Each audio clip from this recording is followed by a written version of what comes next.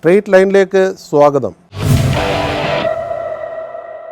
Party എന്നെ ഏൽപ്പിച്ച എല്ലാ ചുമതലയും ഞാൻ ഭംഗിയായി നിർവഹിച്ചിട്ടുണ്ട്. അപ്പോൾ സ്പീക്കറുടെ റോൾ എന്താണെന്ന് എനിക്ക് നന്നായി അറിയാം. സഭക്കകത്ത് ഇരിക്കണം. MLA ആവാൻ എല്ലാവർക്കും വലിയ ആവേശമാണ്. ഒരു 10 to 11 എന്ന് പറഞ്ഞാൽ BP നല്ലോണം ഷൂട്ടപ്പോൾ നാരോ മെജോറിറ്റി ആണെങ്കിൽ എന്ത് സംഭവിക്കുക? എപ്പോഴും സഭ വളരെ സജീവമായിരിക്കും. പക്ഷമുണ്ട്, പക്ഷെ നിഷ്പക്ഷമാണ്. ഞാൻ പാർട്ടി കമ്മിറ്റികളിൽ പോകാറുണ്ട്. ഇത് ഏതോ സുഖീയനായ സ്പീക്കർ ഉണ്ടാക്കിയതാണ്. ചില ഘട്ടങ്ങളിലെങ്കിലും കേരള നിയമസഭ ഡിസ്റപ്ഷനായിട്ട് മാറിയിട്ടുണ്ട്. പ്രതിപക്ഷം നന്നായി കാര്യങ്ങൾ അവതരിപ്പിക്കാൻ ശേഷിയുള്ളതാണ്. എന്നെ മത്സരിപ്പിച്ചില്ല എന്ന് പറയുന്നവർ ഏറ്റവും സുരക്ഷിതമായ മണ്ഡലത്തിൽ എന്നെ മത്സരിപ്പിച്ചതിനെ കുറിച്ച് പറയുന്നില്ല. ഞാൻ സത്യസന്ധമായിട്ട് പറഞ്ഞാൽ ഒരു MLA ആവാൻ ആഗ്രഹിച്ചിന്. അതിൻ്റെ മുകളിൽ ഒരു സ്ഥാനം ഞാൻ ആഗ്രഹിച്ചിട്ടില്ല. 15ാം കേരള നിയമസഭയുടെ മികച്ച സ്പീക്കറായി പ്രവർത്തനം കാഴ്ചവെച്ച ശ്രീ AN ഷംസീറാണ് നമ്മുടെ ഇന്നത്തെ അതിഥി. നമസ്കാരം ശ്രീ സ്പീക്കർ AN ഷംസീർ. നമസ്കാരം. ഇപ്പം ബഹുമാനപ്പെട്ട സഭാംഗങ്ങളെ, ബഹുമാനപ്പെട്ട സഭാ അധ്യക്ഷൻ, ഈ കോളിനി മിസ്സാകൂ? സ്വാഭാവികം മിസ്സാകുമല്ലോ. ഇപ്പോൾ 10 വർഷമായി കേൾക്കുന്നൊരു കോളാണത്. അതെ, നിയമസഭയ്ക്കൊക്കെ തിരിക്കുമ്പം സഭ തുടങ്ങുമ്പം ചീഫ് മാർഷലിൻ്റെ അഭിസംബോധന എങ്ങനെയാണല്ലോ. ആദ്യ 6 വർഷം MLA കേട്ടു, പിന്നീട് ഏതാണ്ട് 4 വർഷം സ്പീക്കറായി സഭക്കകത്തിരുന്ന് കേട്ടു, എന്നെ വരവേറ്റുകൊണ്ട് കേട്ടു. ഞാൻ ആദ്യം സൂചിപ്പിച്ച പോലെ വളരെ മികച്ച പ്രവർത്തനമായിരുന്നു. നേരത്തെ തിരിഞ്ഞു നോക്കുമ്പോൾ ഈ 6 വർഷം MLA, അതിനു മുമ്പ് SFIയുടെ വലിയ നേതാവ്, ഈ തൊട്ടാൽ തീപ്പൊരിയാവുന്ന രീതിയിലുള്ളൊരു നേതാവ് സഭയിൽ വന്നിട്ട് സീനിയർ നേതാക്കളടക്കം 140 അംഗങ്ങളെ വളരെ ഇതായിട്ട് നിയന്ത്രിച്ചു. എങ്ങനെ സംഭവിച്ചു? എന്തെങ്കിലും മാജിക് ഉണ്ടോ? ഈ ചോദ്യത്തിന് ഉത്തരം എന്താ പറയേണ്ടത് എനിക്കെന്നെ അറിയില്ല. ഇപ്പോൾ ഇത് ഓരോ കാലഘട്ടത്തിൽ ഓരോ ചുമതലയാണല്ലോ.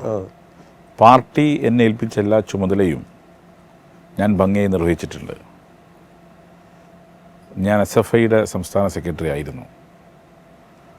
തുടർന്ന് DYFIയുടെ സംസ്ഥാന പ്രസിഡൻ്റായിരുന്നു. SFI തുടർന്ന് MLA ആയി, ഇപ്പോൾ സ്പീക്കറായി. ഇതെല്ലാം ഓരോ കാലഘട്ടത്തിൽ എൻ്റെ പ്രവർത്തനത്തിൽ ലഭിച്ച അംഗീകാരമാണ് ഞാൻ കാണുന്നത്. അതിലൊടുവിൽ എന്നെ സ്പീക്കറാക്കിയപ്പോഴും അതൊരു CPIM ഏറ്റവും വലിയ ഉത്തരവാദിത്തം എന്നെ ഏൽപ്പിച്ചു. ആ ഉത്തരവാദിത്യം നിർവഹിച്ചു. ഇനി മാർക്കിടേണ്ടത് ജനങ്ങളും നിങ്ങളുമാണ്. ശരിക്കും ഈ അസംബ്ലിയിൽ പെർഫോം ചെയ്യുമ്പോൾ പാർട്ടിയുടെ ഒരു ഫയർ ബ്രാൻഡ് MLA ആയിരുന്നു. പ്രത്യേകിച്ചും വളരെ യങ്ങായിട്ടുള്ള, വളരെ ചുറുചുറുക്കുള്ള MLA.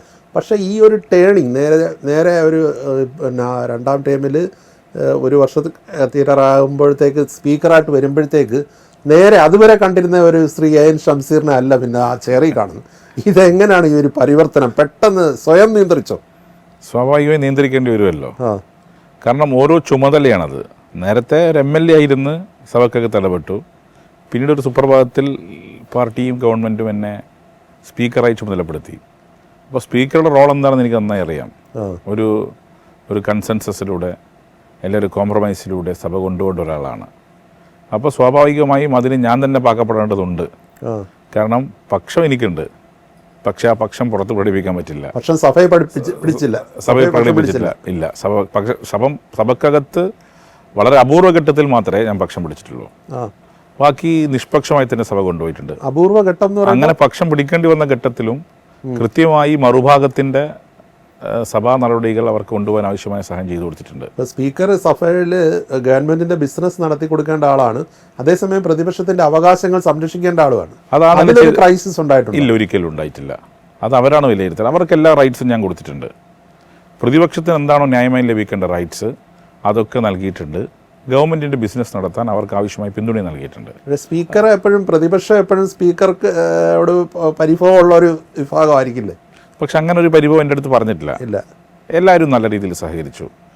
ബഹുമാനപ്പെട്ട പ്രതിപക്ഷ നേതാവ് ശ്രീ VD സതീശൻ, ഉപനേതാവ് ശ്രീ കുഞ്ഞാലിക്കുട്ടി, ശ്രീ രമേശ് ചെന്നിത്തല, അങ്ങനെ സഭയിലെ മുതിർന്ന അംഗങ്ങളെല്ലാം, ആദ്യഘട്ടത്തിൽ ഉമ്മൻചാണ്ടി സാർ ഉണ്ടായിരുന്നു, അവരൊക്കെ നല്ലതുപോലെ പിന്തുണയും പ്രോത്സാഹനവും നൽകിയിട്ടുണ്ട്.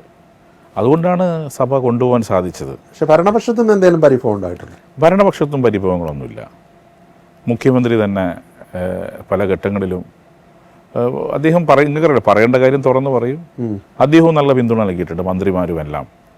പൊതുവിൽ 2 പക്ഷത്തുനിന്നും ലഭിച്ച നല്ല പിന്തുണയാണ് ഈ നിലയിൽ സഭ കൊണ്ടുപോകാൻ കഴിഞ്ഞത്. അല്ലെങ്കിൽ സ്വാഭാവികം നിങ്ങൾക്കറിയാമല്ലോ, സഭ അടിച്ചു പിരിയുമല്ലോ. പക്ഷേ ഇടയ്ക്കൊക്കെ പ്രതിപക്ഷം ഇങ്ങനെ സ്പീക്കറും ഭരണപക്ഷത്തെ ഇങ്ങനെ സപ്പോർട്ട് ചെയ്യുന്നു എന്നുള്ള രീതിയിലുള്ള വിമർശനങ്ങൾ സ്വാഭാവികമല്ലേ? സ്വാഭാവികമായും ആ രീതിയിൽ ചില ആക്ഷേപങ്ങൾ ഉണ്ടാവുമല്ലോ, ഒരു പരാതിയും പരിഭവമൊക്കെ ഉണ്ടാവുമല്ലോ. ആ രീതിയിലേ കണ്ടിട്ടുള്ളൂ. അത്രയേ ഉള്ളൂ. അതും അവരും അങ്ങനെ തന്നെ കാണുന്നുള്ളൂ. അത് ഏതെങ്കിലും തരത്തിൽ അതിൻ്റെ ഭാഗമായി അവർ ഉണ്ടാതിരിക്കുന്ന ഇത് ഏർപ്പാടൊന്നുമില്ല. ശബ്ദം വെക്കുന്നവർ തന്നെ പിന്നീട് ഫോൺ വിളിച്ച് സംസാരിച്ചിട്ടുണ്ട്. അങ്ങനെ ഒരു ടോക്കിംഗ് ടേംസിനകത്തോ പേഴ്സണൽ റിലേഷനോ ഇതിൻ്റെ ഭാഗമായി ഒരു കോട്ടവും തട്ടിയിട്ടില്ല. ഇപ്പം ശ്രീ വക്കം പുരുഷോത്തമൻ എന്ന് പറയുന്ന അദ്ദേഹം കോൺഗ്രസ് നേതാവായിരുന്ന അദ്ദേഹം സഭ വളരെ കർശനമായി നിയന്ത്രിച്ചിരുന്നു. കൃത്യം 1:30 നിർത്തുന്നു. പക്ഷേ ആ ഒരു കാലയളവ് കഴിഞ്ഞൊരു ദീർഘകാലയളവ് കഴിഞ്ഞ് അങ്ങ് വരുമ്പം പക്ഷേ അദ്ദേഹത്തിനോട് താരതമ്യം ഞാൻ ചെയ്യുന്നില്ലെങ്കിൽ ഏറെക്കുറെ സഭയെ വളരെ കർശനമായി നിയന്ത്രിച്ച ഒരു സ്പീക്കറായിട്ട് തോന്നിയിട്ടുണ്ട്. കർശനമായി അദ്ദേഹത്തെ പോലെ ഒന്നും എനിക്ക് പറ്റിയെന്ന് വരില്ല. കാരണം എൻ്റെ പ്രായം ഒരു ഘടകമാണ്. അതെ, അത് മാത്രമല്ല, നിങ്ങൾക്കറിയാലോ, പൊളിറ്റിക്സാണ്, ദീർഘകാലം മുന്നോട്ട് പോകേണ്ടതാണ്. അപ്പോൾ സ്വാഭാവികമായും എനിക്കൊരു കാർക്കശ്യം കാണിക്കുന്നതിന് ചില പരിമിതിയുണ്ട്. പക്ഷേ അതിനുള്ളിൽ നിന്നുകൊണ്ട് പരമാവധി സഭ നടത്തിക്കൊണ്ടുപോകാൻ സാധിച്ചിട്ടുണ്ട്. അതിൽ സീനിയേഴ്സ് എല്ലാവരും നല്ല രീതിയിൽ സഹകരിച്ചിട്ടുണ്ട്. പക്ഷേ സമയപരിധിക്കുള്ളിൽ നിന്ന് സംസാരിക്കുക എന്നുള്ള ഒരു അതിൽ പരമാവധി ഞാൻ അംഗങ്ങൾ അങ്ങനെ ചെയ്യാറുണ്ട്. അംഗങ്ങൾ അതെ, അംഗങ്ങൾ സഹകരിച്ചിട്ട് ചിലർ ഒറ്റപ്പെട്ട രീതിയിൽ പോകുമ്പോൾ ഫോഴ്സ്ഫുള്ളായി മൈക്ക് ഓഫ് ചെയ്യാറുണ്ട്. അതിന്റെ പേര് പരിഭവം നേരിടേണ്ടി വന്നിട്ടുണ്ട്. അതുമില്ല, അതിലൊക്കെ അവരങ്ങനെ കാണുന്നല്ലോ. ചില പരാതിയൊക്കെ പറയുമെങ്കിലും പക്ഷെ അതിനൊന്നും അങ്ങനെ അവർ എടുത്തിട്ടില്ല. കഴിഞ്ഞ ദിവസം സൂചിപ്പിച്ചത് യുവ അല്ലെങ്കിൽ നവാഗത MLA-മാരായിട്ട് വരുന്ന ഒരു സഭയിൽ അധികം നേരം ഇരിക്കുന്നില്ലെന്നാണ്. അതെൻ്റെ വളരെ വളരെ കൺസ്ട്രക്റ്റീവ് ആൻഡ് വളരെ സ്ട്രോങ് ആയ ക്രിറ്റിസിസമാണ്. സഭക്കകത്ത് ഇരിക്കണം. MLA ആവാൻ എല്ലാവർക്കും വലിയ ആവേശമാണ്. MLA-ഷിപ്പ് കിട്ടാൻ എങ്ങനെയൊക്കെ ലോബിയിങ് നടത്തണം, ലോബിയിങ് നടത്തും. MLA ആവാൻ വേണ്ടി MLA-ഷിപ്പ് ഒന്ന് മാറ്റി നോക്കിയാൽ ചിലർ പ്രകോപിതരാവുകയും ചെയ്യും. അങ്ങനെയൊക്കെ വരുന്ന ആൾക്കാർ സഭയിലിരിക്കണ്ടേ? അവർക്ക് 3 അക്ഷരം മതി. ഇതിൻ്റെ മറ്റ് പ്രിവിലേജസും മതി. MLA എന്നുള്ള മറിച്ച് സഭക്കകത്ത് ഗൗരവം കാണിക്കുന്നില്ല. അതെൻ്റെ വിമർശനമാണ്. അത് ഞാൻ ഇനിയും പറയും. മറിച്ച് സീനിയർ അംഗങ്ങൾ, സീനിയേഴ്സിനെയാണ് അതിൽ മാതൃക. എനിക്ക് തന്നെ പലപ്പോഴും വളരെ പ്രൗഡ് മാത്രമല്ല, വളരെ റെസ്പെക്റ്റ് കൂടിപ്പോയിന്. കാരണം ചിലർക്ക് എനിക്കറിയാം, ചിലർക്ക് ഷുഗറുള്ള ആൾക്കാരുണ്ട്. ഒരു ചായ കുടിക്കാനോ ഒരു ചോറ് വയ്ക്കാനോ അല്ലാതെ ഒരു ഘട്ടത്തിൽ പോലും സഭയിൽ നിന്ന് പലരും പുറത്തു പോയിട്ടില്ല സീനിയേഴ്സ്. അത് വളരെ വലിയ മാതൃകയാണ്. നന്നായിട്ട് ഹോംവർക്ക് ചെയ്ത് വരുന്ന MLA-മാരാണോ കൂടുതൽ, അതോ കാര്യങ്ങളെ അന്നേരം പ്രതികരിച്ച് പോകുന്നവരോ? എങ്ങനെയാണ് ഒരു താരതമ്യം? അതൊരു ബ്ലെൻഡാണ്. രണ്ടുമുണ്ട്. നന്നായി പ്രിപ്പയർ ചെയ്ത് വരുന്നവരുണ്ട്, വെറുതെ വന്ന് അടിച്ചു പോകുന്ന ആൾക്കാരുണ്ട്. ഉണ്ട്. അത് എല്ലാ രാഷ്ട്രീയ പാർട്ടികളിലും ഉണ്ടോ? 2 മുന്നണിയിലും ഉണ്ട്. ഇപ്പം ഈ കഴിഞ്ഞ ഒരു ടൈം പൂർത്തിയാക്കി ഇറങ്ങുകയാണ്. ഇപ്പം അന്നേരം തിരിഞ്ഞു നോക്കുമ്പോൾ പൂർണ്ണ സംതൃപ്തിയാണോ? പൂർണ്ണ സംതൃപ്തിയാണ്. എനിക്കൊരു മേക്ക് ഓവറാണ്. നിങ്ങൾക്കറിയാം, എന്നെയൊക്കെയൊരു ഒരു മർക്കട മുഷ്ടിക്കാരനായ ഒരു ശാഠ്യക്കാരനായ രാഷ്ട്രീയക്കാരനായിട്ടാണ് പലരും വിലയിരുത്തിയിട്ടുള്ളത്. പക്ഷെ ഞാനെന്താണെന്ന് കേരളീയ സമൂഹത്തെ ബോധ്യപ്പെടുത്താൻ ഇതിലൂടെ സാധിച്ചു. അങ്ങനെയൊന്നല്ല. അയാളൊരു വെറും കുലുമാലുണ്ടാക്കുന്ന ആളല്ല. അതിനപ്പുറത്ത് സൗമ്യമായ മുഖം അദ്ദേഹത്തിനുണ്ട് എന്ന് പൊതുസമൂഹത്തെ ബോധ്യപ്പെടുത്താൻ എനിക്ക് കഴിഞ്ഞു. അത് എനിക്കൊരു വലിയ അംഗീകാരമാണ്. ഒരുപാട് കാര്യങ്ങൾ ചെയ്ത ഒരു സഭയാണ് ഇപ്പം 15ാം സഭ. അതിൽ ഏറ്റവും സഭാധ്യക്ഷൻ എന്നുള്ള നിലയിൽ താങ്കളുടെ ഒരു വലിയൊരു നേതൃത്വം, അതിൻ്റെ ഒരു മാർക്ക് പതിഞ്ഞ ഒരുപാട് കാര്യങ്ങളുണ്ട്. ഇപ്പം ഒരു അന്തർദേശീയ പുസ്തകോത്സവം നടത്തി. അതിനു മുമ്പ് അങ്ങനെ ഒരു കീഴ്വഴക്കം എനിക്ക് തോന്നുന്നില്ല ഏതെങ്കിലും നിയമസഭ ഇന്ത്യയിലോ മറ്റേതെങ്കിലും ലോകത്തെ കാര്യം നമുക്കറിയില്ല. അത് ടി പത്മനാഭനെ പോലുള്ള ആൾക്കാർ പോലും അതിനെക്കുറിച്ച് വളരെ പ്രശംസിച്ച് സംസാരിച്ചിട്ടുണ്ട്. ഈ സാംസ്കാരിക പരിപാടികൾ അല്ലെങ്കിൽ ഇങ്ങനെയുള്ള പുസ്തകോത്സവങ്ങൾ, ഇതെല്ലാം ഈ സഭ എന്ന് പറഞ്ഞാൽ രാഷ്ട്രീയമാണല്ലോ, ഇതിനിടയിൽ ഇത്തരം പ്രവർത്തനങ്ങളുമായിട്ട് മുന്നോട്ട് പോകാനുള്ള ഒരു ചിന്ത അല്ലെങ്കിൽ ഒരു പ്രേരണ എന്തായിരുന്നു? എങ്ങനെ വന്നു? ഇത് നിയമസഭയുടെ ലൈബ്രറിയുടെ 100ാം വാർഷികത്തിൻ്റെ ഭാഗമാണ് ഇത്തരം ആശയം രൂപപ്പെടുന്നത്. നിയമസഭ ലൈബ്രറി കമ്മിറ്റിയുണ്ട്. ലൈബ്രറി കമ്മിറ്റിയിൽ ഉയർന്നു വന്ന ആശയം അന്നത്തെ സ്പീക്കറായിരുന്ന MP രാജേഷ് നേതൃത്വം കൊടുത്ത് അതിൻ്റെ ഒരു വിത്ത് അവരിട്ടു. അപ്പോഴേക്കും MP രാജേഷ് മാറി. പിന്നീട് അത് വാശിപൂർവ്വം നടത്താൻ എൻ്റെ നേതൃത്വത്തിൽ ടീം തയ്യാറായി. അതിൽ എൻ്റെ ഓഫീസിൽ നിന്ന് പറ്റുന്ന 1-2 ഞാൻ കൊടുത്തു. എൻ്റെ PS മനോഹരൻ നായർ ഇടപെട്ടു. എൻ്റെ അഡീഷണൽ PS ആയിരുന്ന റിജു, ഇവരൊക്കെ നന്നായി അതിൻ്റെ പിന്നെ സ്പീക്കറുടെ ഓഫീസിൽ നിന്ന് ഇടപെട്ടപ്പോൾ നിയമസഭാ ജീവനക്കാരുടെ നല്ല പിന്തുണയാണ്. അവരുടെ ഉള്ളിൽ എത്രമാത്രം സംഘാടന വൈഭവം ഉണ്ടെന്ന് തെളിഞ്ഞത് ഈ പുസ്തകോത്സവമാണ്. അവരൊക്കെ മികച്ച സംഘാടകന്മാരാണെന്ന് സമൂഹത്തെ തെളിയിക്കാൻ ഇതിലൂടെ സാധിച്ചു. അത് ഞങ്ങൾ പൂർണ്ണമായി അങ്ങേറ്റെടുത്ത് പോയി. പല തടസ്സങ്ങളുണ്ടായിരുന്നു. പക്ഷെ അതിനെല്ലാം അതിജീവിച്ചുകൊണ്ട് 4 ബുക്ക് ഫെസ്റ്റുകൾ നമ്മൾ സംഘടിപ്പിച്ചു. താങ്കൾക്ക് ഇതിനോടുള്ള ഒരു ടേസ്റ്റ് ഉണ്ട്, വായന, പുസ്തകം? അങ്ങനെ ഒരു വൊറേഷ്യസ് റീഡറൊന്നുമല്ല, അല്ല, എന്നാൽ വായിക്കാറുണ്ട്. അതേസമയം ഇത്തരം കൾച്ചറൽ ഫെസ്റ്റ് ഞാൻ കോളേജ് പഠിക്കുന്ന കാലം മുതലേ നടത്തുന്നതാണ്. ബ്രണ്ണൻ കോളേജാണ്. കോളേജ് പഠിക്കുന്ന കാലഘട്ടം മുതൽ തന്നെ ഇത്തരം പല ഫെസ്റ്റിവൽസിനും നേതൃത്വം കൊടുത്തിട്ടുണ്ട്. യൂണിവേഴ്സിറ്റി യൂണിയൻ ചെയർമാനായിരിക്കും ഫിലിം ഫെസ്റ്റിവൽ സംഘടിപ്പിച്ചിട്ടുണ്ട്. അപ്പോൾ ഇത്തരം സംഘാടനത്തിന് പണ്ടേ നേതൃത്വം കൊടുക്കാറുണ്ട്. ആ ഒരു ഇവിടെയും ഇവിടെ നല്ലൊരു ടീമുണ്ടായി. അതായത് ഒരു മേൽനോട്ടം മാത്രം വഹിച്ചാൽ മതി. പുസ്തകോത്സവത്തിൻ്റെ കാര്യം അത് മാറ്റി വെച്ച് കഴിഞ്ഞാൽ വളരെ ചാരിതാർത്ഥ്യം തോന്നിയ 2 കാര്യങ്ങൾ എന്ന് പറഞ്ഞാൽ എന്തായിരിക്കും സഫയിൽ? ഒന്ന് പറയുമ്പം ഒന്ന് നമ്മുടെ കോൺസ്റ്റിറ്റ്യൂവൻ്റ് അസംബ്ലി ഡിബേറ്റ്സ്, അതൊരു വെർണാക്കുലർ ലാംഗ്വേജിലേക്ക് പരിഭാഷപ്പെടുത്തുന്നത് ഇന്ത്യയിൽ ആദ്യമായിട്ടാണ്. അത് ഞങ്ങളുടെ ഈ സഭയാണ്, അത് ഞങ്ങൾ നടത്തിയിട്ടുണ്ട്. അതുപോലെ തന്നെ ഇവിടെ ഇപ്പോൾ 50 വർഷം പിന്നിട്ട് ഉമ്മൻചാണ്ടി സാറ്, അദ്ദേഹത്തിൻ്റെ അവസാന നാൾ അദ്ദേഹത്തെ ആദരിക്കാൻ കഴിഞ്ഞു സഭക്ക്. ഇങ്ങനെയുള്ള ഒരുപാട് പ്രവർത്തനങ്ങൾ നമ്മൾ നടത്തി. 168ഓളം ബില്ലുകൾ നമ്മൾ പാസ്സാക്കി. പിന്നെ നല്ല ചർച്ചയ്ക്ക് സഭയ്ക്ക് നേതൃത്വം കൊടുക്കാൻ കഴിഞ്ഞു. ഇങ്ങനെ ഒരുപാട് പറയാൻ തുടങ്ങിയാൽ ഒരുപാട് കാര്യം പറയാനുണ്ട്. അത് വലിയ പ്രൗഡായി എനിക്ക് തോന്നുന്നു. അതോടൊപ്പം തന്നെ എന്നെ വളരെയധികം സന്തോഷമുളവാക്കുന്നത്, ഇനി എൻ്റെ റെക്കോർഡ് ബ്രേക്ക് ചെയ്യപ്പെടണമെന്ന് ആഗ്രഹിക്കുന്ന ആളാണ് ഞാൻ. അതെന്താന്ന് പറഞ്ഞാൽ ഈ അടിയന്തര പ്രമേയത്തിൻ്റെ ചർച്ചയാണ്. അടിയന്തര പ്രമേയത്തിൻ്റെ ചർച്ച ഞാൻ 15th കേരളയുടെ സ്പീക്കറാണ്. അപ് ടു 14th ആകെ അടിയന്തര പ്രമേയം ചർച്ച ചെയ്ത് 30 എണ്ണാണ്. ഇപ്പം 48ആയി. 15th അതുവരെ 30ആണ്. അത് ശരി. ഇപ്പം 15 പിന്നിടുമ്പോൾ 48ആയി. ഈ 18 അടിയന്തര പ്രമേയങ്ങൾ ചർച്ച ചെയ്യുമ്പം 12 ചെയർ ചെയ്ത ഞാനാ. ഈ റെക്കോർഡിനി ബ്രേക്ക് ചെയ്യപ്പെടട്ടെ, കാരണം അത് ഡെമോക്രസിയുടെ ഏറ്റവും ഉയർന്ന രൂപത്തിൻ്റെ ഭാഗമാണ്. അതൊരു വലിയ എക്സ്പീരിയൻസാണ്. അതൊരു വളരെ പ്രൗഡായി ഞാൻ കരുതി. അതിന് മുഖ്യമന്ത്രിയോടും പ്രതിപക്ഷത്തോടും ഞാൻ ഒരിക്കൽ കൂടി നന്ദി പറയുകയാണ്. സ്പീക്കർ സഭയിൽ ഒരു വെല്ലുവിളി നേരിടുന്നുണ്ടെങ്കിൽ അതെന്താണ്? അങ്ങനെ ഒരു വെല്ലുവിളി ഉണ്ടോ ഈ സഭ മാനേജ് ചെയ്യുമ്പോൾ? ഏറ്റവും വലിയൊരു ബുദ്ധിമുട്ടോ അല്ലെങ്കിൽ ഒരു ചാലഞ്ച് എന്ന് പറയാവുന്ന എന്താണ്? 0 ഓവർ ആയിരിക്കുമല്ലോ, നിങ്ങൾക്കറിയാലോ അടിയന്തര പ്രമേയത്തിൻ്റെ അനുമതി. പ്രതിപക്ഷം എങ്ങനെ പെരുമാറും? എങ്ങനെ ഇപ്പം ഞാൻ മനസ്സിലാക്കിയെടുത്തോളം 0 ഓവർ മാത്രമായിരിക്കണം എന്നില്ല. എവിടെ നിന്നാണ് പ്രശ്നങ്ങൾ റൈസ് ചെയ്യുമെന്ന് പറയാൻ കഴിയില്ല. നമ്മളെല്ലാം ആൻറ്റിസിപ്പേറ്റ് ചെയ്യുന്ന 0 ഓവർ ആയിരിക്കും. പക്ഷെ 0 ഓവർ അല്ലാത്ത ഘട്ടത്തിലും പ്രശ്നം ഉണ്ടായിട്ടുണ്ട്, വാക്കൗട്ട് നടന്നിട്ടുണ്ട്. ഇങ്ങനെ ഈ സഭയുടെ നേച്ചർ മെർക്കൂറിയലാണ്. ഏത് സമയത്തും പ്രശ്നങ്ങൾ ഉണ്ടാകും, മാറി മറിഞ്ഞു വരാം. അപ്പോൾ അതിൽ ഞങ്ങൾ മിക്കവാറും ആൻറ്റിസിപ്പേറ്റ് ചെയ്യുന്നത് ഒരു 10 to 11 എന്ന് പറഞ്ഞാൽ BP നല്ലോണം ഷൂട്ടപ്പ് ആവും. അത് ശരി. 11-15 വരെയാണല്ലോ ഈ അടിയന്തര പ്രമേയത്തിൻ്റെ ചർച്ചയും ഡിസ്പോസലും വരുന്നത്. ആ ഒരു ഘട്ടം വരെ നല്ല രീതിയിലുള്ള ബുദ്ധിമുട്ടുണ്ടാവും. നമ്മൾ ഒരു ഭാഗം ഒന്ന് ശാന്തമാക്കി ഇരുത്തുമ്പോഴേക്കും മറുഭാഗം പൊന്തും, മറുഭാഗത്തൊന്ന് ശാന്തമാക്കുമ്പോഴേക്കും ഇപ്പുറം പൊന്തും. ഒരു സീസോ ആണ്. അപ്പോൾ ഇതൊരു ബാലൻസിങ് വലിയ ബുദ്ധിമുട്ടായി പല ഘട്ടത്തിലും തോന്നിയിട്ടുണ്ട്. സഭ പ്രക്ഷുബ്ധമാകുമെന്ന് പറയും. അതുപോലെ തന്നെ ഈ സഭയിൽ പ്രതിപക്ഷ നേതാവും മുഖ്യമന്ത്രിയും ഒക്കെ കൊമ്പ് കോർത്ത സന്ദർഭങ്ങളും ഉണ്ടായി. ആ ഒരു അന്തരീക്ഷം എങ്ങനെ മാനേജ് ചെയ്യും? ആ ഒരു ഘട്ടവും പലപ്പോഴും ഉണ്ടായിട്ടുണ്ട്. അപ്പോൾ അത്തരം ഘട്ടങ്ങളിൽ ലാസ്റ്റ് ചെയർ പറയുന്ന കാര്യങ്ങൾ രണ്ടുപേരും അനുസരിച്ചിരിക്കാറുണ്ട്, കേൾക്കാറുണ്ട്. പൊതുവെ ഇത്തവണ ഈ 15ാം അസംബ്ലിയിൽ ഇടതുപക്ഷത്തിന് ആദ്യം 99 MLA പിന്നീട് 1-2 അവർ 98ആയി. അന്നേരം അത് വലിയൊരു സംഖ്യയാണ് 140-ൽ. പ്രതിപക്ഷം താരതമ്യേന താഴെയാണല്ലോ. അന്നേരം അത് അവരുടെ ഒരു മെജോറിറ്റി ഈ പ്രതിപക്ഷത്തെ അടിച്ചിരുത്താൻ വഴിതെളിച്ചിട്ടുണ്ട്. അല്ല, അത് സ്വാഭാവികമാണല്ലോ. 98 ഇപ്പുറത്തുണ്ട്, അപ്പുറത്ത് 42ആണ്. അപ്പം അങ്ങനെ വരുമ്പോൾ പക്ഷെ അപ്പുറത്തും നന്നായി കാര്യങ്ങൾ അവതരിപ്പിക്കുന്നവരുണ്ട്. അതുപോലെ ഗവൺമെൻറ് സൈഡിലും ഉണ്ട്. അത് ഒരു ഇഞ്ചിനിഞ്ച് മുട്ടി നിൽക്കാറുണ്ട് പലപ്പോഴും. പക്ഷെ പലപ്പോഴും അപ്പർ ഹാൻഡ് നിങ്ങൾക്കറിയാലോ, സ്വാഭാവികമായിട്ടും ഈ അടിയന്തര പ്രമേയങ്ങളൊക്കെ ചർച്ചയ്ക്ക് അനുവദിച്ചാൽ പ്രതിപക്ഷം തോറ്റുപോകുന്ന സാഹചര്യം ഉണ്ടാവാൻ. കാരണം അവർക്ക് ഇഷ്ടംപോലെ സമയം കിട്ടും, നല്ല പ്രസൻറ്റേഷൻ സ്കില്ലുള്ള 2 ഭാഗത്തുണ്ട്. അപ്പം അങ്ങനെയൊക്കെ വരുമ്പോഴുള്ള വിഷയങ്ങളാണ്. പക്ഷെ പൊതുവിൽ എൻ്റെ അഭിപ്രായത്തിൽ എൻ്റെ ഒരു ഇതെന്ന് പറഞ്ഞാൽ ഇത്ര ഒരു മെജോറിറ്റിയിലേക്ക് 2 പക്ഷം വന്നാൽ ഒരു ലേസിനെസ് വരും. അതാണ് ഞാൻ പറഞ്ഞ MLA മാർ ഇരിക്കാതെ പോകുന്നത്. അത് ശരിയാണ്.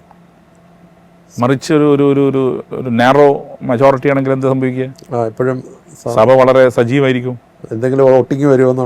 പോകാൻ പറ്റില്ല, വിപ്പുണ്ടാകും. ഇത് തോന്നിയ പോലെ ഇറങ്ങും, തോന്നിയ പോലെ വരും, അത് നിൽക്കും. സ്പീക്കർക്ക് നിഷ്പക്ഷനാകാൻ പറ്റുമോ? സ്പീക്കർ നിഷ്പക്ഷമുള്ളൊരു പക്ഷക്കാരനാണല്ലോ. അതിന് മലയാള നിഘണ്ടു പപ്പേട്ടനോട് ചോദിക്കണം എന്താണ് ഒരു വാക്ക് എന്നുള്ളത്. അങ്ങനെ അതെ അതെ. പക്ഷമുണ്ട്, പക്ഷെ നിഷ്പക്ഷമാണ്. പക്ഷെ രാഷ്ട്രീയം പറയാൻ പാടില്ലെന്ന് വല്ലതും ഉണ്ട്? ഇതൊക്കെ ആരോ ഉണ്ടാക്കിയ റൂളാണ്. പറഞ്ഞാൽ എന്താ കുഴപ്പം? കാരണം ഒരു പാർട്ടിയുടെ അതിൽ ഫ്ലോറിനകത്ത് പരമാവധി നിങ്ങൾ അൺബയസ്ഡായി പെരുമാറണം. ഫ്ലോറിനകത്ത് ഇപ്പോൾ റഫറി കളിക്കാൻ പാടില്ലല്ലോ കളിച്ചിട്ട്. അപ്പോൾ റഫറി ഇപ്പോൾ ഒരു ഭാഗത്ത് ഭരണപക്ഷം കളിച്ചുകൊണ്ടിരിക്കും, ആൾക്ക് സപ്ലിമെൻ്റ് ചെയ്യേണ്ട കാര്യമൊന്നുമില്ല പോയിന്റ് ഒന്നും കൊടുത്തിട്ട്, കാരണം അതെൻ്റെ ഡ്യൂട്ടിയല്ല. പക്ഷെ പുറത്ത് രാഷ്ട്രീയം പറയുന്ന ശീലം ഉണ്ടാവണം. ഇത് ആരോ എഴുതി വെച്ചു, സ്പീക്കർ അയാളൊന്നും മിണ്ടാൻ പാടില്ല, പോകാൻ പാടില്ല, അനങ്ങാൻ പാടില്ല, കണ്ടാച്ചിരിക്കാൻ പാടില്ല എന്ന് പറഞ്ഞിട്ട് റൂൾ ഉണ്ടാക്കി വെച്ചു. അത് എന്നെപ്പോലത്തേക്ക് അക്സെപ്റ്റ് ചെയ്യാൻ പറ്റുന്നതല്ല. ഞാൻ പാർട്ടി കമ്മിറ്റികളിൽ പോകാറുണ്ട്. സ്പീക്കർ നിങ്ങൾ എങ്ങനെയാണ് പാർട്ടി കമ്മിറ്റികളിൽ പങ്കെടുക്കുന്നില്ല, എങ്ങനെയാണ് ഗ്രൗണ്ട് മനസ്സിലാക്കാൻ പറ്റും? എനിക്ക് പാർട്ടി സംസ്ഥാന കമ്മിറ്റിയിൽ പങ്കെടുത്തിട്ടുണ്ട്, ജില്ലാ സെക്രട്ടേറിയറ്റ് യോഗങ്ങളിൽ പങ്കെടുക്കാറുണ്ട്, എൻ്റെ മണ്ഡലം കമ്മിറ്റികളിൽ പാർട്ടി ആവശ്യപ്പെടുമ്പോൾ പങ്കെടുക്കാറുണ്ട്. അങ്ങനെ പങ്കെടുക്കരുതെന്നൊരു ലിഖിതമായ ഒരു റൂളും ഇല്ല. ഇത് ഏതോ സുഖിയനായ സ്പീക്കർ ഉണ്ടാക്കിയതാണ്. അത് ശരി. ഇപ്പോൾ ഇതേ പ്ലാറ്റ്ഫോമിൽ കഴിഞ്ഞ ഒരു തെരഞ്ഞെടുപ്പിൻ്റെ ഭാഗമായിട്ട് മുഖ്യമന്ത്രിയായിട്ട് സംസാരിച്ചപ്പോൾ അദ്ദേഹത്തിൻ്റെ ഒരു വിമർശനം, ഇതുപോലെ അമ്പെ പരാജയപ്പെട്ട ഒരു പ്രതിപക്ഷത്തെ കണ്ടിട്ടില്ലെന്നാണ്. സ്പീക്കർ കമൻറ്റ് ചെയ്യുന്നുണ്ടോ? ഏതായാലും അതിപ്പോൾ ഞാൻ കമൻറ്റ് ചെയ്യുന്നില്ല. ഇല്ല. പക്ഷെ അവസാനം അവർ അടിയന്തര പ്രമേയം കൊണ്ടുവരാൻ മടിച്ചിരുന്നു. അവർ അടിയന്തര പ്രമേയം ചർച്ച ചെയ്യാൻ തയ്യാറാകാത്ത ഒരു പ്രതിപക്ഷത്തെ നോട്ടീസ് നൽകിയിട്ടില്ല. അതിലെ അഭിപ്രായം എനിക്കുണ്ട്. കാരണം അടിയന്തര പ്രമേയത്തിന് നോട്ടീസില്ല, 0 അവറിൽ ക്വസ്റ്റ്യൻ അവറിൽ തന്നെ ബഹളം ഉണ്ടാക്കും. അപ്പോൾ എങ്ങനെയും സഭ സ്തംഭിപ്പിക്കണം എന്നാണ് സാധാരണ. ഏത് വിഷയം കൊണ്ടുവന്നാലും ഇപ്പുറത്ത് റെഡി എന്ന് പറഞ്ഞാൽ പിന്നെ അപ്പുറത്ത് ഗ്യാസ് തീർന്നു. അതാണ് പ്രശ്നം. ചർച്ച ചെയ്യാൻ അതെ, അങ്ങനെ വിഷയം വന്നപ്പോൾ അവർ പൂർണ്ണമായിട്ട് ലാസ്റ്റ് അവർ ബാക്ക് ഫുട്ടിലേക്ക് പോകേണ്ടി വന്നതിന് അതൊരു ഫാക്റ്റാണ്. ഇപ്പോൾ പൊതുവെ ജനങ്ങൾ ഒരു കോമൺ സങ്കല്പം എന്ന് പറഞ്ഞാൽ സഭയിലേക്ക് രാവിലെ വരുന്നു, വന്ന് ഒരു അറ്റൻഡൻസ് വയ്ക്കുന്നു, TA വാങ്ങി പോകുന്നു എന്നൊക്കെ പറഞ്ഞ ആൾക്കാർ കാണുന്നുണ്ട്. ആ ഒരു വിമർശനത്തെ എങ്ങനെ, പൊതുജനത്തിൻ്റെ ഒരു വിമർശനത്തെ എങ്ങനെ കാണും? അത് ശരിയല്ല. അത് ശരിയൊന്നുമല്ല. അങ്ങനെ TM വാങ്ങിച്ച് അങ്ങനെ TA കിട്ടില്ലല്ലോ. അപ്പം തന്നെ TA കിട്ടുന്ന ഏർപ്പാടും ഇല്ലല്ലോ. ഇല്ല. അതിൽ അറ്റൻഡൻസ് മാർക്ക് ചെയ്ത് കറങ്ങി നടക്കുന്ന ഏർപ്പാടുണ്ട്. അത് ശരിയല്ല. അല്ലാതെ സഭയിൽ തീരെ വരാതിരിക്കുന്ന ശീലമൊന്നുമില്ല. പക്ഷേ എന്നാൽ ഒരു സ്കൂൾ ക്യാമ്പസിനകത്ത് ക്ലാസ്സിലിരിക്കുന്ന പോലെ കൃത്യമായിരിക്കുന്ന ശീലമില്ല. അതിൽ പലരും ആ ഒരു ഡിസിപ്ലിൻ പാലിക്കണം എന്നാണ് അഭിപ്രായം ഉള്ളത്. സഭാംഗങ്ങൾ കുട്ടികളും സ്പീക്കർ ഹെഡ് മാസ്റ്ററും ആണോ? അങ്ങനെയും വേണമെങ്കിൽ പറയാം. ഹെഡ് മാസ്റ്ററുടെ റോൾ എടുക്കാൻ നോക്കിയിട്ടുണ്ടോ? അല്ല, ചില ഘട്ടത്തിലൊക്കെ ഞാൻ ഈ ക്വസ്റ്റ്യൻ അവർക്ക് നടക്കുമ്പോൾ ഇങ്ങനെ നടന്നു കളിക്കുമ്പോൾ ഞാൻ പറഞ്ഞിട്ടുണ്ട്, ഈ ഏർപ്പാട് ശരിയാവില്ല പറഞ്ഞിട്ടുണ്ട്. അതുപോലെ സഭയിലെ അംഗങ്ങൾ ഇരിക്കുന്നതിനിടയിൽ കൂടെ ഒരാളെ പറയുന്നതിൻ്റെ അങ്ങനെ നടന്നു ക്രോസ് ചെയ്തു പോകുന്നത് അതൊക്കെ ഒരു നമ്മുടെ ഡിസിപ്ലിനെതിരാണ്. ഇത് ഇങ്ങനെ അലക്ഷ്യമായി നടക്കുന്ന ശ്രദ്ധയുണ്ടാവില്ല, അങ്ങ് നടന്നു പോകും, ക്രോസ് ചെയ്തു പോകുന്നു, ക്വസ്റ്റ്യൻ നടക്കുമ്പോൾ ഇങ്ങനെ അങ്ങോട്ടും ഇങ്ങോട്ട് നടന്നു കളിക്കുക. അതൊക്കെ ഇനിയും കുറച്ചും കൂടി കാർക്കശ്യമാവണം. ഇനി വരുന്ന സ്പീക്കർ അതിന് തയ്യാറാവട്ടെ എന്ന് എനിക്ക് പറയാനുള്ളത്. ശരിക്കും ഈ സഭയിൽ വളരെ ശ്രദ്ധിച്ചു ഇരുന്നാലേ കാര്യങ്ങൾ ശരിക്ക് അല്ലേ? അതാണ് നേരത്തെ പറഞ്ഞത്, സഭയിൽ ഇരുന്ന് കാര്യങ്ങൾ പഠിക്കണമെന്ന്. പുസ്തകം വായിച്ചുകൊണ്ട് അത് തിയറി മാത്രമാണ്. തിയറിയിലൂടെ അല്ല, പ്രാക്ടിക്കൽ മനസ്സിലാക്കണം. ഇപ്പോൾ 14ാമത് KLAയിൽ ഞാൻ കണ്ട കെ സി ജോസഫ് പുസ്തകം കൊടുത്ത് ചാടി എണീക്കും വിഷയം കൊണ്ട്. ലീഗിൻ്റെ ഉമ്മർ ഇതുപോലെ വിഷയങ്ങളായിട്ട് വരും, ചാടി എണീറ്റിട്ട്. അപ്പോഴേ നമുക്ക് മനസ്സിലാക്കാൻ പറ്റുക ഇങ്ങനെ ചില കാര്യങ്ങളുണ്ട്. കാരണം പ്രതിപക്ഷത്തിനാണല്ലോ പ്രശ്നങ്ങൾ ഉന്നയിക്കാൻ പറ്റുക. അതെ. പണ്ട് ആര്യാടൻ മുഹമ്മദിനെ കുറിച്ച് ഈ സക്തറാൻ കൗളൊക്കെ അതെ അത് നമ്മൾ കാണേണ്ടത്. ഭരണകക്ഷിക്ക് പരിമിതികളുണ്ട്, പക്ഷെ പ്രതിപക്ഷത്തിനാണ് പലപ്പോഴും റൂളും മറ്റും ഉന്നയിച്ചുകൊണ്ട് പ്രശ്നങ്ങൾ അവതരിപ്പിക്കാൻ സാധിക്കുക. അപ്പം അത്തരം കാര്യങ്ങൾ പഠിക്കാൻ പറ്റാൻ എങ്ങനെയാണ്? സഭയിലിരുന്നാലാണ്. അല്ലാണ്ട് ഇങ്ങനെ പുസ്തകം വായിച്ചിട്ട് 302, 158 എന്ന് പറഞ്ഞുകൊണ്ട് റൂൾ 50 എന്ന് പറഞ്ഞുകൊണ്ട് കാര്യമില്ലല്ലോ. എങ്ങനെയാണ് അപ്ലൈ ചെയ്യുന്നത് പഠിക്കണ്ടേ പ്രാക്ടിക്കലായിട്ട്? അതിന് സഭയെ തന്നെ ഇരിക്കണം. അതിന് പലരും തയ്യാറാവുന്നില്ല എന്നുള്ളത് എൻ്റെ ശക്തമായ വിമർശനമാണ്. അത് ഞാൻ ഇപ്പോഴും ആവർത്തിക്കുന്നു. ഇപ്പോൾ വനിതാ സാമാജികരുടെ ഒരു പെർഫോമൻസ് എനിക്ക് തോന്നുന്നു അവർക്കൊരു തവണ സഭ നിയന്ത്രിക്കാനുള്ള അവസരം 2 തവണ. എൻ്റെ തുടക്കം വനിതാ സാമാജികരുടെ പാനൽ ഉണ്ടാക്കിയിട്ടാണ്. എൻ്റെ അവസാനത്തെ സമ്മേളനവും വനിതാ സാമാജികരുടെ പാനൽ ഉണ്ടാക്കിയിട്ടാണ്. പക്ഷെ അവസാനത്തെ സമ്മേളനമാകുമ്പോഴേക്കും അവർക്ക് അങ്ങനെ ഇരിക്കേണ്ട വന്നില്ല. അപ്പോഴേക്കും ബഹളമായി പിരിഞ്ഞു. അതെ. സഭ പൂർണ്ണമായിട്ട് നടക്കുന്നതാണ് ശരിക്കും ഒരു ജനാധിപത്യത്തിൻ്റെ സൗന്ദര്യം അല്ലേ? അതൊരു സംശയവും വേണ്ട. സഭ നടക്കുന്നതാണ്.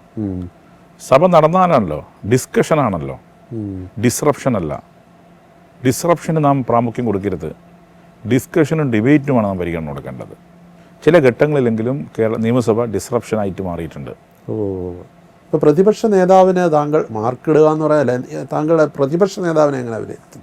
പ്രതിപക്ഷം നന്നായി കാര്യങ്ങൾ അവതരിപ്പിക്കാൻ ശേഷിയുള്ള ആളാണ്. ആളായിരുന്നു. കാര്യങ്ങൾ പഠിച്ച് അവതരിപ്പിച്ച് നമുക്ക് കുറേ കാര്യങ്ങൾ മനസ്സിലാക്കാൻ പറ്റും അദ്ദേഹത്തിൻ്റെ പ്രസംഗത്തിൽ നിന്ന്. അങ്ങനെ വളരെ കണ്ടൻറ്റോടുകൂടി അവതരിപ്പിക്കുന്ന ആളാണ്. മുഖ്യമന്ത്രി ഒരു സമീപനം എങ്ങനെയായിരുന്നു? മുഖ്യമന്ത്രിയുടെ ഒക്കെ പ്രസംഗം ശരിക്കും നല്ല ചാട്ടുള്ളി പോലെ കൊള്ളുന്ന സൈസാണ്. ക്ലാരിറ്റി ഉണ്ടെന്ന് മാത്രമല്ല, വളരെ ശാന്തമായി നമുക്ക് നമ്മുടെ കത്തി കയറിയല്ല മനസ്സിലാവുക കയറിയെന്നുള്ളത്. വളരെ നല്ല കുറിക്കൊള്ളുന്ന കുത്തി കയറുന്ന രീതിയിലുള്ള പ്രയോഗങ്ങൾ അദ്ദേഹത്തിന് ഉണ്ടാവും. അത് ഞാൻ പലപ്പോഴും ആസ്വദിച്ചിട്ടുണ്ട്. ഇപ്പം നിയമസഭയിൽ പരിഹാസം അത് ഈ സഭയിൽ പലവണ കണ്ടത്. ഇത് പരിഹാസം എന്നൊക്കെ പറഞ്ഞാൽ അത് നമുക്ക് തിരിയില്ല, അത് പിന്നെയാണ് മനസ്സിലാവുക. ഈ നിയമസഭയിലെ മികച്ച സാമാജികർ, അവരിപ്പോൾ എല്ലാവരുടെയും പേരെടുത്ത് പറയാൻ പറ്റില്ലെങ്കിൽ 1-2-3 പേര് താങ്കൾക്ക് കക്ഷിഭേദമന്യേ പറയാൻ പറ്റുമോ? കക്ഷിഭേദമന്യേ ഇപ്പം സാമാജികരെന്ന് പറഞ്ഞാൽ നല്ല സാമാജികൻ ഒന്ന് ഡോക്ടർ ജയരാജാണ്. അദ്ദേഹം ഒരുപാട് നല്ല രീതിയിൽ അമെൻമെൻറ്റും മറ്റു കാര്യങ്ങളൊക്കെ കൊണ്ടുവരും. പിന്നെ നല്ല സാമാജികൻ ഷംസുദ്ദീനാണ്. നല്ല രീതിയിൽ കാര്യങ്ങൾ പഠിച്ച് അവതരിപ്പിച്ച് ഇതിനുള്ള ശേഷിയുണ്ട്. അതുപോലെ PC വിഷ്ണുനാഥ് നല്ല രീതിയിൽ കാര്യങ്ങൾ പ്രസൻറ്റ് ചെയ്യുന്ന ഒരാളാണ്. പിന്നെ ഗവൺമെൻറ് സൈഡിലേക്ക് പോകുമ്പം പുതിയ ആൾക്കാരാണ് ഭൂരിഭാഗവും. അപ്പോൾ ഒരു പഠിച്ച കാര്യങ്ങൾ വരുന്നേ ഉള്ളൂ. എന്നാൽ പഴയ ആൾക്കാരിൽ ചിലരൊക്കെ നന്നായിട്ട് ഇടപെടുന്ന ആൾക്കാർ തന്നെയാണ്. ഇപ്പോൾ കഴിഞ്ഞ ദിവസം താങ്കൾ കേരള മുഖ്യമന്ത്രിയെയും അതുപോലെ തന്നെ ഗവർണർ ശ്രീ ആർലേക്കറെ എല്ലാം പോയി കണ്ടു, യാത്ര പറയുന്നതിൻ്റെ ഒരു ഭാഗമായിട്ട്. ഗവർണർ വാസ്തവത്തിൽ ഇത്തവണ സഭയിൽ ആദ്യം ആരിഫ് മുഹമ്മദ് ഖാൻ നയപ്രഖ്യാപന പ്രസംഗം വളരെ ചുരുങ്ങിയ സമയം കൊണ്ട് നിർത്തി. അതിനും ഞാനാണ് ചരിത്രം എൻ്റെ പേര് രേഖപ്പെടുത്തും. അതെ, നിങ്ങൾ ചോദിച്ചല്ലോ എന്തായിരുന്നു, വിട്ടുപോയതാണത്. എന്താണ് നാളെ ചരിത്രം രേഖപ്പെടുത്തുമ്പം ഈ പുസ്തകോത്സവം അതുപോലെ കാര്യങ്ങൾ വരുമ്പോൾ രേഖ പരിശോധിക്കുമ്പോൾ നാളെ ഏറ്റവും ചുരുങ്ങിയ നയപ്രഖ്യാപന പ്രസംഗം നടക്കുമ്പോൾ ആരായിരുന്നു സ്പീക്കർ എന്ന് നാളെ ഒരുപക്ഷെ PSC ചോദിച്ചാൽ ഞാനായിരിക്കും. അത് ബ്രേക്ക് ചെയ്യാൻ പറ്റും തോന്നുന്നില്ല. അങ്ങനെ ഒരു ഗവർണറുടെ ആ ഒരു ആറ്റിറ്റ്യൂഡ്. ഇപ്പോഴത്തെ ഗവർണറും ഈ നയപ്രഖ്യാപന പ്രസംഗത്തിൽ അദ്ദേഹം ചില മാറ്റങ്ങൾ വരുത്തുകയും അത് സഭ നിരാകരിക്കുകയും പക്ഷെ അത് വീണ്ടും ആവശ്യപ്പെടുകയും ചെയ്തെങ്കിൽ സഭ അത് നിരാകരിച്ചു. ആ ഒരു ഇതൊക്കെ എങ്ങനെയാണ് കാണുന്നത്? ഈ ഗവർണർ അതൊന്നും ഒരു പേഴ്സണൽ റിലേഷനെ ബാധിച്ചിട്ടില്ല. അദ്ദേഹത്തിന് ഞങ്ങൾ കാണുന്നത് കാരണം ഇതൊരു നാളെ ഇതിപ്പോൾ ഒരു ഷംസീർ അല്ലല്ലോ, സ്പീക്കറാണല്ലോ. നാളെ ഒരു പാർലമെന്ററി പ്രാക്ടീസിന്റെ ഭാഗമായി ഇപ്പോൾ സ്പീക്കർ കോൺസ്റ്റിറ്റ്യൂഷൻ പോസ്റ്റിലിരിക്കുന്ന ഒരാളാണ്, ഗവർണർ കോൺസ്റ്റിറ്റ്യൂഷണൽ പോസ്റ്റിലിരിക്കുന്ന ഒരാളാണ്. അതിൽ നമ്മൾ പാലിക്കേണ്ട ചില കേഴ്സി വിസിറ്റുകളുണ്ട്. അതിന്റെ ഭാഗമാണ് ഗവർണറെ പോയി കണ്ടത്. അതല്ല ഞാൻ ചോദിക്കാം, അതെ ആ ഘട്ടത്തിലും അതൊന്നും അദ്ദേഹത്തിന്റെ ഭാഗത്ത് അതൊന്നും പ്രതിഫലിച്ചിട്ടേ ഇല്ല. സാധാരണ ഞങ്ങൾ വിചാരിക്കുന്നത് അദ്ദേഹം അത് മനസ്സിൽ വെച്ച് അതല്ല എൻ്റെ ചോദ്യമേ അതല്ല. അന്ന് അങ്ങനെ ഒരു ഇഷ്യൂ ഉണ്ടാവില്ല. ഇപ്പൊ ആദ്യം നയപ്രഖ്യാപന പ്രസംഗമൊക്കെ വളരെ ചുരുക്കി വളരെ റെക്കോർഡ് ടൈമിൽ അതും ജനാധിപത്യ പ്രക്രിയയുടെ ഭാഗം അങ്ങനെ കണ്ടിട്ടുള്ളൂ. അത്രയേ ഉള്ളൂ. ഇപ്പൊ തന്നെ ഈ ഒരു നിരാകരണമൊക്കെ വന്ന അദ്ദേഹത്തിന്റെ പ്രസംഗത്തിൽ അദ്ദേഹം ചില അത് അദ്ദേഹത്തിന്റെ അഭിപ്രായമാണ്. ആ രീതിയിലാണ്. അദ്ദേഹത്തിനും ഒരു പൊളിറ്റിക്സ് ഉണ്ടല്ലോ. തീർച്ചയായിട്ടും അത് അദ്ദേഹം അതൊന്നും പേഴ്സണലായി എടുക്കേണ്ട കാര്യമില്ല. അല്ല, അദ്ദേഹം വളരെ മാന്യമായിട്ട് അദ്ദേഹം അതിന് ലെറ്റർ അയച്ചു. ഞങ്ങൾ ചില കാര്യം ഞങ്ങൾ ഡിസ്പ്ലേഷർ അങ്ങോട്ട് അറിയിച്ചു. ഡിസ്പ്ലേഷർ അറിയിച്ചത് നിങ്ങളുടെ കത്ത് വരുന്നതിനേക്കാൾ മുമ്പ് തന്നെ ഇത് ചാനലിനകത്ത് വന്നു, അതൊരു ശരിയായില്ല എന്ന് ഞങ്ങൾ ഡിസ്പ്ലേഷർ അങ്ങോട്ട് അറിയിച്ചു. അതിനുശേഷം അദ്ദേഹം വീണ്ടും ഇങ്ങോട്ട് കത്തെഴുതി, ഞങ്ങൾ വീണ്ടും അതിനകത്ത് മറുപടി പറഞ്ഞു. പിന്നെ അദ്ദേഹം ചില കാര്യങ്ങൾ ആവശ്യപ്പെട്ടു, ഞങ്ങൾ സഭക്കകത്ത് പ്രസൻറ്റ് ചെയ്തു. സഭ വീണ്ടും ഡിനൈ ചെയ്തു, ഡിസ്മിസ് ചെയ്തു അദ്ദേഹത്തിൻ്റെ ആവശ്യം.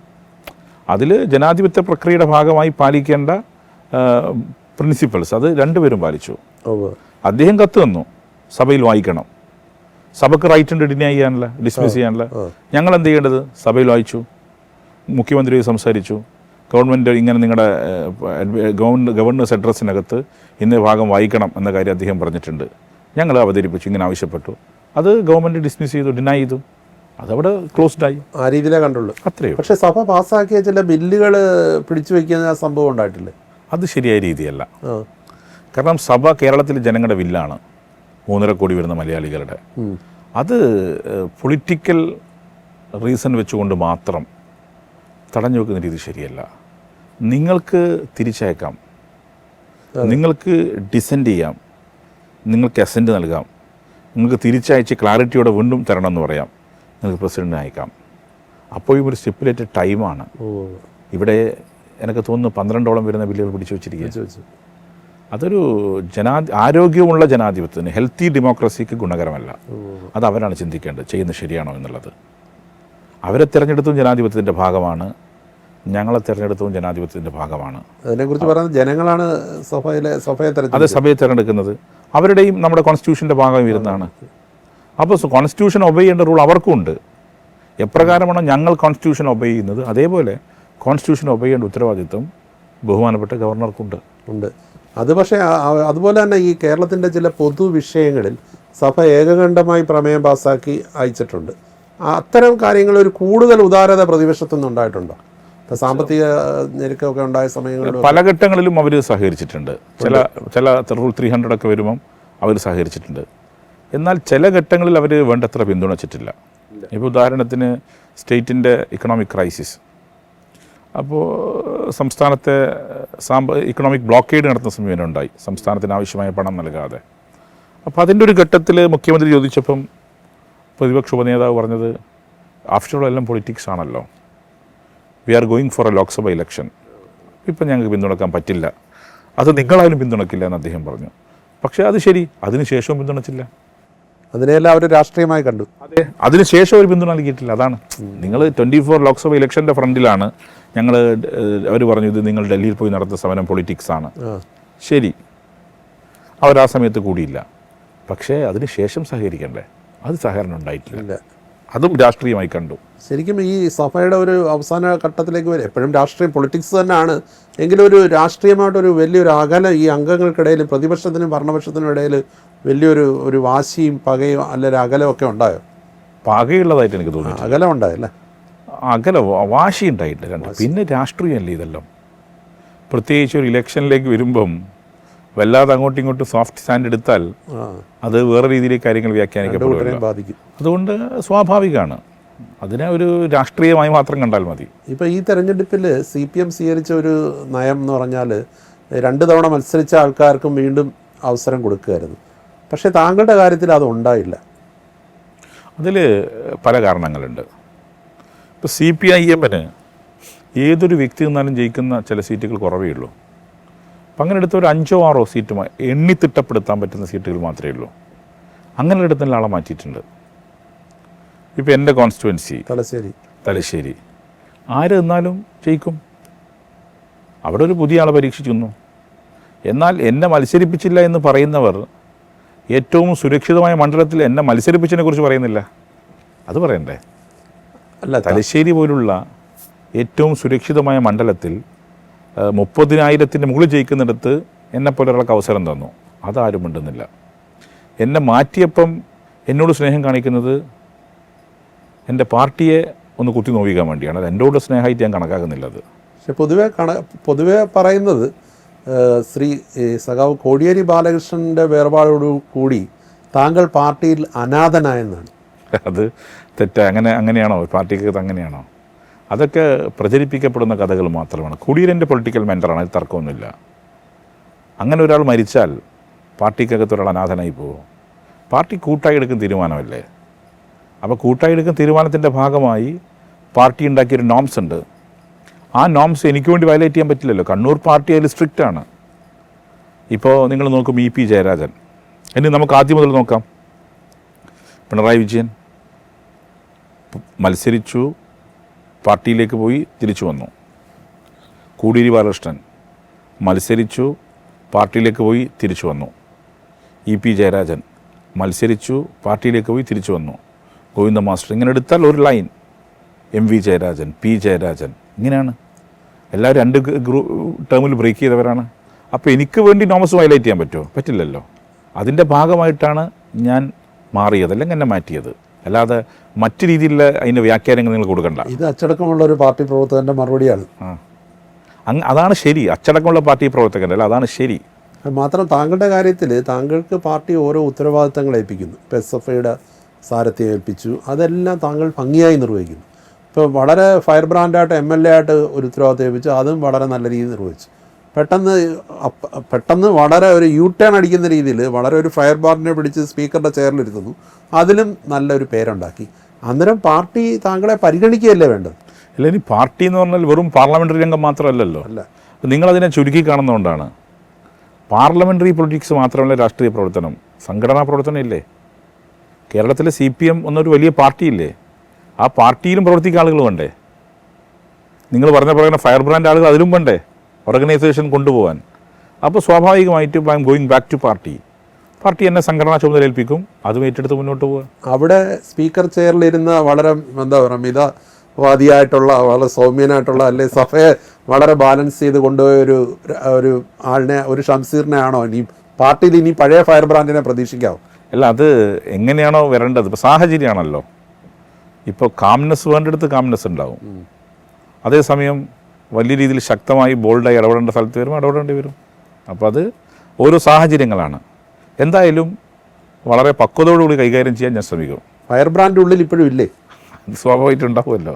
അല്ലെ, താങ്കളുടെ ഒരു പ്രായത്തിൻ്റെ കണക്കെടുത്താൽ തന്നെ ഇപ്പോൾ താങ്കൾ ഈ പറഞ്ഞ നേതാക്കളെല്ലാം ഒരു പ്രായത്തിൽ വളരെ മുന്നിൽ നിൽക്കുന്നവരാണ്. പക്ഷെ താങ്കൾക്ക് ഒരു അവസരം കൂടെ കൊടുക്കേണ്ടതായിരുന്നു. അല്ലെങ്കിൽ ഇപ്പം തന്നെ ഈ പറഞ്ഞ കണ്ണൂരിൽ ഇത്തവണ ഉണ്ടായ രാഷ്ട്രീയ സംഭവവികാസങ്ങൾ, ഇപ്പം താങ്കൾ ഈ ടേം പൂർത്തിയാക്കുന്നതുകൊണ്ട് ഞാൻ ചോദിക്കുകയാണ്, ഒരുപാട് പേര് ഇപ്പോൾ എതിർ സ്ഥാനാർത്ഥികളായിട്ട് പാർട്ടി ജില്ലാ സെക്രട്ടേറിയറ്റ് അംഗങ്ങൾ വരെ വരുന്നു, ഏരിയ കമ്മിറ്റി അംഗങ്ങൾ മത്സരിക്കുന്നു, ജയരാജന്മാർക്ക് ആർക്കും സീറ്റ് കിട്ടുന്നില്ല, ശൈലജ ടീച്ചറെ മാറ്റി വേറൊരു മണ്ഡലത്തിൽ മത്സരിപ്പിക്കുന്നു. ഇത് കണ്ണൂരിലെ പാർട്ടിക്ക് എന്തോ പറ്റി എന്നൊരു ചിന്ത പൊതുവെ പാർട്ടിയോട് താല്പര്യമുള്ള ആൾക്കാർക്കിടയിൽ ഉണ്ടായിട്ടുണ്ട്. കണ്ണൂരിലെ പാർട്ടിക്കൊന്നും പറ്റിയിട്ടില്ല. ഇല്ല, കണ്ണൂരിലെ പാർട്ടി ശരിയായ നിലപാട് സ്വീകരിച്ച് തന്നെയാണ് പോകുന്നത്. ഇപ്പോൾ ജയരാജന്മാർക്ക് ആർക്കും സീറ്റ് കൊടുത്തില്ല നിങ്ങൾ പറഞ്ഞല്ലോ, എന്താ കാരണം? അല്ല, അവർ തുടർച്ചയായി 2 തവണ മത്സരിച്ച് ഒരു ഘട്ടത്തിൽ മാറിയവരാണ്. അതേ ലാബിലത്തിന് ഞാനും വരുന്നത് 2 തുടർച്ചയായി 2 തവണ മത്സരിച്ചു, ഇപ്പം മാറുന്നു. എം വി ജയരാജൻ പാർലമെന്റ് 56 MLA-മാർ LDF വീണ്ടും മത്സരിക്കില്ല. 56 MLA-മാർ എന്തുകൊണ്ട് മത്സരിക്കാൻ കാരണം? ആ കോൺസ്റ്റിറ്റ്യുവൻസികൾക്കകത്ത് അതൊരു ടഫ് സീറ്റാണ്. ഇപ്പോൾ ഞങ്ങൾക്ക് ഒരു ഡു ഓർ ഡൈ ബാറ്റിലാണ്. To be honest, 3rd term ഞങ്ങൾക്ക് വരണം. അപ്പം അതിന് ഈ MLA-മാർക്ക് പകരം ഒരു പുതിയ ആളെ ഇൻട്രൊഡ്യൂസ് ചെയ്ത് വരുമ്പം അത് എത്രമാത്രം ഗുണകരമാണെന്ന് നമുക്ക് പറയാൻ പറ്റില്ല. ഒരു പരീക്ഷണത്തിനാണ് നമ്മൾ തയ്യാറല്ല. കാരണം 3rd ടേം ഇന്ത്യയിൽ ആകെ അവശേഷിക്കുന്ന ലെഫ്റ്റ് കേരളമാണ് ഗവൺമെൻറ് ഉള്ളത്. അപ്പോൾ അതുകൊണ്ട് ഒരു ഗവൺമെൻറ് വേണം എന്നുള്ളത് കൊണ്ട് തന്നെയാണ് അവരിപ്പോൾ കഴിഞ്ഞ തവണ മാറ്റിയല്ലോ നമ്മൾ. ഇത്തവണ അത്തരത്തിലൊരു എഡമെൻസ് വളരെ സ്ട്രോങ് ആയ സ്റ്റാൻഡ് എടുത്ത് പോയിരിക്കാനുള്ള കാരണം. അങ്ങനെ വന്നപ്പോൾ ചില 56 നമ്മൾ കൊടുത്തിട്ടുണ്ട്. കുറച്ച് ആളുകൾ മാറ്റി നിർത്തപ്പെട്ടിട്ടുണ്ട്, മാറിയിട്ടുണ്ട്. അതിൽ ഒരാൾ ഞാൻ മാത്രം. അത്രയും യാതൊരു നിരാശയില്ല, ഒരു നിരാശയില്ല. ഇപ്പോൾ താങ്കൾ നേരത്തെ സൂചിപ്പിച്ച പോലെ താങ്കളുടെ പൊളിറ്റിക്കൽ മെൻറ്ററായിരുന്നു സഖാവ് കോടിയേരി ബാലകൃഷ്ണൻ. അദ്ദേഹം ഒരുപക്ഷെ താങ്കൾ ഈ 15ാം നിയമസഭ ആരംഭിക്കുമ്പോൾ താങ്കളൊരു മന്ത്രിയായി വരുമെന്ന് കരുതിയ ആൾക്കാരുണ്ട്. ഇപ്പോൾ താങ്കളെ ഇഷ്ടപ്പെടുന്നവർ, അങ്ങനെ ആഗ്രഹിച്ചവരുണ്ട്. പക്ഷേ പെട്ടെന്ന് ആ സമയത്ത് വളരെ കുറച്ചുകൂടെ വൈകിട്ടാണ് താങ്കൾ സ്പീക്കർ പദവിയിലേക്കാണ് വരുന്നത്. അതിലൊക്കെ ഒരു കോടിയേരിയുടെ ഒരു എന്താ പറയുന്നത്, കോടിയേരി താങ്കൾക്ക് കിട്ടേണ്ട അവസരം, യഥാർത്ഥ അവസരം കിട്ടിയില്ലെങ്കിലും സ്പീക്കറായിട്ടെങ്കിലും വരുന്നതിലൊക്കെ കോടിയേരി വലിയ റോള് വഹിച്ചിട്ടില്ലേ? കോടിയേരി പറയുന്നൊരു കാര്യമുണ്ട്, ഇതെന്നെ ചിന്തിച്ചേക്കണ്ട, അതെല്ലാം സ്ഥാനങ്ങൾ നിങ്ങളെ തേടി വരും, നിങ്ങൾ സ്ഥാനത്ത് തേടി പോണ്ട. കോടിയേരിയുടെ പ്രയോഗമാണ്, ഇതെന്നെ ചിന്തിച്ച് നടക്കണ്ട. കോടിയേരിയുടെ പ്രയോഗമാണ് അത്. നിങ്ങൾക്ക് ഓട്ടോമാറ്റിക്കായി നിങ്ങളെ തേടി വരും. ഞാൻ സത്യസന്ധമായിട്ട് പറഞ്ഞാൽ ഒരു MLA ആവാൻ ആഗ്രഹിച്ചിന്, അതിൻ്റെ മുകളിൽ ഒരു സ്ഥാനം ഞാൻ ആഗ്രഹിച്ചിട്ടില്ല. MLA ആവാൻ ആഗ്രഹിക്കാനുള്ള കാരണം നമ്മുടെ ജില്ലയിലെ ഒരു പൊളിറ്റിക്കൽ വയലൻസാണ്. അതുകൊണ്ട് ആഗ്രഹിച്ചു. ഇപ്പം വളരെ വയലൻസ് ഒന്നുമില്ല, വളരെ പീസ്ഫുള്ളാണ്. അതിനപ്പുറത്തൊരു സ്ഥാനവും ഞാൻ ആഗ്രഹിച്ചിട്ടില്ല. ഞാൻ സ്പീക്കറായ ഘട്ടം മുതൽ ഇപ്പോൾ അവസാനം ഒഴിയുമ്പോഴും പറയുന്ന ഒരേ സ്റ്റേറ്റ്മെൻറ്റാണ്. അത് അങ്ങനെ തന്നെയാണ് ഇപ്പോൾ സ്റ്റാൻഡ്. പിന്നെ കോടിയേരി, ഈ തവണ കോടിയേരി ഉണ്ടെങ്കിലും ഞാൻ മാറേണ്ടി വരും, അത് സ്വാഭാവികമാണ്. 2 ടേം ഈ നോംസ് വരുമ്പോൾ. CPM പോലൊരു പാർട്ടിയിൽ പൊളിറ്റിക്കൽ ഗോഡ് ഫാദർമാർ ആവശ്യമുണ്ട്? ഒരിക്കലും ആവശ്യമില്ല. ഇല്ല. അല്ലാതെ തന്നെ അർഹതയ്ക്കുള്ള അംഗീകാരം കൊടുക്കുന്ന പാർട്ടിയാണ് ഇത്. കളക്റ്റീവ് ലീഡർഷിപ്പാണ്. കൂട്ടായാണ് പാർട്ടി തീരുമാനിക്കുന്നത് ആരൊക്കെ വരണം ഏതൊക്കെ സ്ഥാനങ്ങളിൽ, അല്ലാതെ വ്യക്തികളല്ല. അത് കൂട്ടായിരുന്ന് ആലോചിക്കുന്നതാണ്. അതിൽ വ്യക്തികൾക്ക് സംഭാവനകൾ ഉണ്ടാവാം, അവർ കൂട്ടായിരുന്ന് ചർച്ച ചെയ്യും ആരൊക്കെ ഓരോ കമ്മിറ്റികളെത്തി കൊണ്ടുവരണം. അപ്പം അങ്ങനെ കണ്ണ് വെച്ച് കേരളത്തിലെ പാർട്ടിക്കകത്ത് കുറേ കേഡർമാർ ഉയർന്നു വന്നിട്ടുണ്ട്. അതിൽ കോടിയേരി ബാലകൃഷ്ണൻ നിർണായക പങ്കുവച്ചിട്ടുണ്ട്.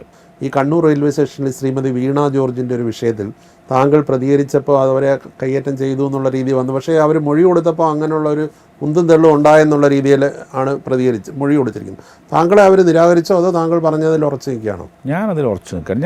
ഞാൻ ആദ്യം മുതൽ പറഞ്ഞു, ഞാൻ ഐ വിറ്റ്നസ് അല്ല. ഞാൻ ആദ്യം മുതൽ പറഞ്ഞത് ഈ വീണ ജോർജ് നടന്ന കയ്യേറ്റ ശ്രമത്തിൽ ഞാൻ ഐ വിറ്റ്നസ് അല്ല.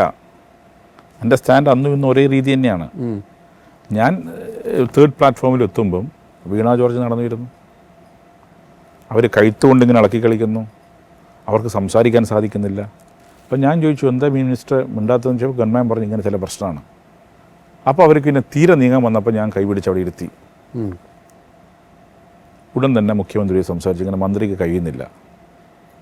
അവരുടെ PS അപ്പോഴേ കൂടി വന്നു. അവർ ഹോസ്പിറ്റലിൽ അഡ്മിറ്റാക്കി. ഞാൻ എൻ്റെ ദൗത്യം മാത്രമേ നിർവഹിച്ചിട്ടുള്ളൂ. എന്താണോ എന്നിൽ അർപ്പിക്കപ്പെട്ട ഉത്തരവാദിത്വം, ആ ഉത്തരവാദിത്വം മാത്രമേ ഞാൻ നിർവഹിച്ചിട്ടുള്ളൂ. അവരുടെ റെസ്പോൺസിബിലിറ്റി ഉണ്ടല്ലോ, ബീങ് എ സ്പീക്കർ. 140 പേരുടെയും പേട്രണാണല്ലോ ഞാൻ. സ്വയം ചെയ്യേണ്ട കാര്യം ചെയ്തു. പിന്നെ ഞാൻ നിങ്ങളെ അടിക്കാൻ വരുന്നു. സ്വാഭാവികമായും നിങ്ങളുടെ കൂടെ നിൽക്കുന്ന നിങ്ങളുടെ ഫെല്ലോ ക്യാമറാമാൻമാർ അത് തടയാൻ ശ്രമിക്കുന്നു. അപ്പോൾ തടയാൻ ശ്രമിക്കുമ്പോൾ ഉണ്ടാകുന്നൊരു ബഹളം നിങ്ങൾക്ക് പരിക്ക് പറ്റാം. ഡയറക്റ്റ് ആവണമെന്നില്ല, ഇൻഡയറക്റ്റ് ആവാം. സംഭവിച്ചതാണ്. അവരുടെ അടുത്ത് കൂടിയെടുക്കുകയല്ലേ. ഞാൻ ചോദിക്കുന്നത്, KSUവിൽ എത്ര ഫയർ ബ്രാൻഡ് വനിതാ ലീഡേഴ്സ് ഉണ്ടല്ലോ കുറേ ആൾക്കാർ. അവരൊന്നും കൂട്ടാതെ ഈ ബോയ്സ് ആയിട്ടുള്ള KSU ലീഡേഴ്സ് വന്ന് ഇടിച്ചു കയറുകയാണ് ഒരു സ്ത്രീക്ക് നേരെ. സ്വാഭാവികമായിട്ടും അവരെ പ്രൊട്ടക്റ്റ് ചെയ്യുന്ന അവരുടെ PSO, പോലീസ് ഫോഴ്സ് വന്ന് തടയുമല്ലോ. പോലീസ് തള്ളുമ്പം അത് പരിക്കിൻ്റെ ഭാഗം തന്നെയല്ലേ. നിയമം പരിശോധിക്കുമ്പം as per the rule IPC പരിക്കിതിൻ്റെ ഭാഗം തന്നെയാണ്. വെറുതെ നടന്നു പോകുമ്പോൾ ശരി, പരിക്ക് പറ്റിയ പരിക്ക് അത് ഒന്നുമല്ല, സമരത്തിൻ്റെ ഭാഗമല്ല എന്ന് പറയാം. ഇതിൻ്റെ ഭാഗമായി പറ്റിയ പരിക്ക് തന്നെയാണ്. ഇപ്പോൾ മുരളീധരൻ എന്തോ പരിഹസിച്ച് പറഞ്ഞെന്ന് പറഞ്ഞ് TV ഉള്ള കാലമാണ്. അത് അദ്ദേഹം ഓർമ്മിക്കുന്ന നല്ലതാണ്. TV ഉള്ള കാലമാണ്. സ്പീക്കർ മനസ്സിലാക്കണം. പഴയതുപോലെ എല്ലാം മാറ്റിപ്പറയാൻ പറ്റില്ല എന്ന് അദ്ദേഹം പറഞ്ഞു. അതെ, TVയും ക്യാമറയും ഉണ്ട് എന്ന് അദ്ദേഹം മനസ്സിലാക്കുന്നുള്ളതാ. അദ്ദേഹം പറഞ്ഞ ഓരോ കാര്യങ്ങളുണ്ടല്ലോ, അതും TV-യിലുണ്ട്. അത് മനസ്സിലാക്കി മതി. അത്രയും ഇപ്പം പറയുന്നുള്ളൂ. ഇപ്പം ഈ ഒരു കാലയളവിൽ എന്തെങ്കിലും വിഷമിപ്പിച്ച സംഭവങ്ങൾ ഉണ്ടായിട്ടുണ്ടോ സ്പീക്കറായിട്ടിരിക്കുമ്പോഴോ? എങ്ങനെ സഭയിൽ എന്തെങ്കിലും ആരുടെയെങ്കിലും കമന്റുകൾ വേദനിപ്പിക്കുകയോ അങ്ങനെയുള്ള എന്തെങ്കിലും ഉണ്ടോ? ഇല്ല, അങ്ങനെയൊന്നും പേഴ്സണലായിട്ടൊരു ഹട്ട് ചെയ്യുന്ന സമീപനമൊന്നും ആരുടെ ഭാഗത്തും ഉണ്ടായിട്ടില്ല. സഭയിൽ നല്ല സുഹൃത്തുക്കളുണ്ടോ? അതാണ് നല്ല സുഹൃത്തുക്കൾ. ഗണേഷ് കുമാർ, PK ബഷീറൊക്കെ താങ്കളുടെ ഗണേഷ് ഏട്ടനുമായിട്ട് നല്ല ബന്ധമാണ്. ഒരുപാട് കാലത്തെ ബന്ധമാണ്. അതുപോലെ PK ബഷീറുമായിട്ടും നല്ല ബന്ധമാണ്. ഇവരൊക്കെ നമ്മുടെ ഓഫീസിലെ ഒരു അന്തേവാസികളാണ്. സ്പീക്കർ ഓഫീസിൽ നേരത്തെ നമ്മളെല്ലാം ഒന്നിച്ചിരുന്ന് തമാശ പറയുന്നവരാണ്. മുമ്പ് സ്വരാജും രാജേഷൊക്കെ ഉണ്ടായിരുന്നു. അവരൊക്കെ പിന്നെ ഇപ്പം ഇല്ലല്ലോ. അപ്പോൾ ഗണേഷ് ഏട്ടനുണ്ട്, PK ബഷീറുണ്ട്, ഈ ബഷീർക്ക്. ഇവരൊക്കെ നല്ല സൗഹൃദവും സ്നേഹമുള്ള ആൾക്കാരാണ്. ജീവിതത്തിൽ സൗഹൃദത്തിന് വില കൽപ്പിക്കുന്ന ആളാണ്. ഒരു സംശയവും വേണ്ട. അപ്പാർട്ട് ഫ്രം പൊളിറ്റിക്സ് എല്ലാവരുമായിട്ട് സൗഹൃദമുണ്ട്. ഇപ്പം നമ്മളുമായിട്ട് പൊളിറ്റിക്കൽ വയലൻസ് ഉണ്ടല്ലോ. ഇപ്പോൾ RSSുമായിട്ടാണല്ലോ ഫൈറ്റ്. അവരുമായിട്ട് ടോക്കിംഗ് ടേംസ് ഉണ്ട്. ഇപ്പോൾ ഒരു സ്റ്റേറ്റ്മെൻറ്റ് നടത്തിയതിൻ്റെ പേരിൽ എന്നെ കൊല്ലാൻ നടന്നല്ലോ പലരും. രാഷ്ട്രീയം എന്തൊക്കെ വിളിച്ചു പറഞ്ഞു. അതെ, ഞാൻ പറഞ്ഞല്ലോ. നിങ്ങൾക്ക് അറിയാത്തതുകൊണ്ടാണ്. പൊളിറ്റിക്കൽ വയലൻസ് ഉണ്ടാകുമ്പോൾ അവിടുത്തെ രാഷ്ട്രീയ നേതാക്കന്മാർ പരസ്പരം സംസാരിക്കും. എന്തിനാ? വയലൻസ് ഇല്ലാതാക്കാനാ. ഇപ്പോൾ വത്സന്തില്ലെങ്കിലേക്ക് എത്ര തവണ ഫോണിൽ സംസാരിച്ചിട്ടുണ്ട്. അദ്ദേഹം എന്നെ വിളിച്ചിട്ടുണ്ട്. അതൊക്കെ കൊണ്ടാണ് ജില്ലയിൽ ശാന്തത ഉണ്ടായത്. നേതാക്കന്മാർ തമ്മിലുള്ള സംസാരിക്കുമ്പം കുറേ പ്രശ്നങ്ങൾ തീരും. പക്ഷേ ഇത് ചിലർ ആഗ്രഹിക്കുന്നത് സംസാരിക്കാനേ പാടില്ല, കണ്ടാമുണ്ടാൻ പാടില്ല. ആ ഒരു പൊളിറ്റിക്സ് ലൈൻ എൻ്റെതല്ല. ഞാൻ രാഷ്ട്രീയമായ എതിരാളികളായിട്ട് ശത്രുക്കളായി കാണുന്നില്ല. എല്ലാവരോടും ഞാൻ സംസാരിക്കും. അങ്ങോട്ട് ലോക്യം പറയേണ്ട മുതിർന്ന ആൾ അങ്ങോട്ട് ലോക്യം പറയും. എല്ലാവരും ഏറ്റുമുണ്ടും. ഇപ്പോൾ ജമാഅത്ത് ഇസ്ലാമിക്കാരെ കണ്ടാലും മിണ്ടാറുണ്ട്, RSസുകാരെ കണ്ടാലും ഞാൻ മിണ്ടാറുണ്ട്, SDP-ക്കാരോടും സംസാരിക്കാറുണ്ട്. അതൊന്നും അത് വേറെ വിഷയം. അത്രയേ ഉള്ളൂ. അതുകൊണ്ട് അവരെന്തെങ്കിലും ലീനിയൻസി എടുക്കുകയോ ഇല്ല. തെരഞ്ഞെടുപ്പിൽ ഞാൻ മത്സരിക്കും എന്നാൽ പിന്നെ വിട്ടേക്കാം, അത് വിടൂല. അതെനിക്കറിയാലോ. കുടുംബം ഭാര്യയും ഒരു മകനുമാണ്. മകൻ 10ാം ക്ലാസ്സിലാണ്. വൈഫ് ഒരു ടീച്ചറാണ്, ടീച്ചർ എഡ്യൂക്കേറ്ററാണ്. യൂണിവേഴ്സിറ്റി ക്യാമ്പസ് പഠിപ്പിക്കുകയാണ്. കണ്ണൂർ താണക്കാണ്. ഇതൊക്കെ താൽക്കാലിക സ്ഥാനമാണ്. അതുകൊണ്ട് അവരെയൊന്നും ഇങ്ങോട്ട് കൊണ്ടുവന്നിട്ടില്ല. അവർ വെക്കേഷനിൽ വരും, തിരിച്ചു പോകും. ഇനിയിപ്പം ശ്രീ AN ഷംസീറിനെ ഏത് നിലയിലാണ് കാണാൻ പോകുന്നത്? AN ഷംസീർ കണ്ണൂരിലുണ്ടാവും. പാർട്ടി ചുമതലക്കാരനായി ഇവിടെ ഉണ്ടാവും സജീവമായി. പാർട്ടി പുതിയൊരു ചുമതല പാർട്ടി താങ്കളെ ഏൽപ്പിക്കുമായിരിക്കുമല്ലോ? ഇല്ല, അത് പാർട്ടി ചർച്ച ചെയ്ത് തീരുമാനിക്കേണ്ട കാര്യമാണ്. എൻ്റെ ഇപ്പോഴത്തെ പ്രവർത്തന കേന്ദ്രം കണ്ണൂരാണ്. കാരണം ഞാൻ അവിടുത്തെ സ്റ്റേറ്റ് കമ്മിറ്റി മെമ്പറാണ്. സ്റ്റേറ്റ് കമ്മിറ്റി മെമ്പറാകുമ്പോൾ സ്വാഭാവികമായും അവരുടെ ചുമതല ജില്ലയിലായിരിക്കും. ജില്ലാ സെക്രട്ടേറിയറ്റിൻ്റെ ഭാഗമായി പ്രവർത്തിക്കും. ഒപ്പം TU രംഗത്ത് ഞാനുണ്ടായിരുന്നു. TUവിൽ എൻ്റെ പ്രവർത്തന ഫ്രണ്ട് TU ആണ്. അത് പാർട്ടി ഡെലിഗേറ്റ് ചെയ്യും, അതിൻ്റെ ഭാഗമായി പ്രവർത്തിക്കും. താങ്കൾക്കൊരു ദീർഘകാലയളവ് രാഷ്ട്രീയ പ്രവർത്തനത്തിൽ ഇനിയും മുന്നിലുണ്ടല്ലോ. അതിന് വലിയ ഉയരങ്ങൾ എന്നുള്ളതിനെ താങ്കൾ ആ രീതിയിലല്ല ജീവിതത്തിൽ കാണുന്നതെന്ന് എനിക്കറിയാം. കാരണം താങ്കൾ അതിനെ ഒരു നിസ്സംഗതയോടെ കാണുന്ന ആളാണ്. കൂടുതൽ ജനകീയ ബന്ധങ്ങളിലൂടെ കൂടുതൽ രാഷ്ട്രീയ രംഗത്ത് കൂടുതൽ ശോഭിക്കട്ടെ. എല്ലാ ആശംസകളും. Thank you.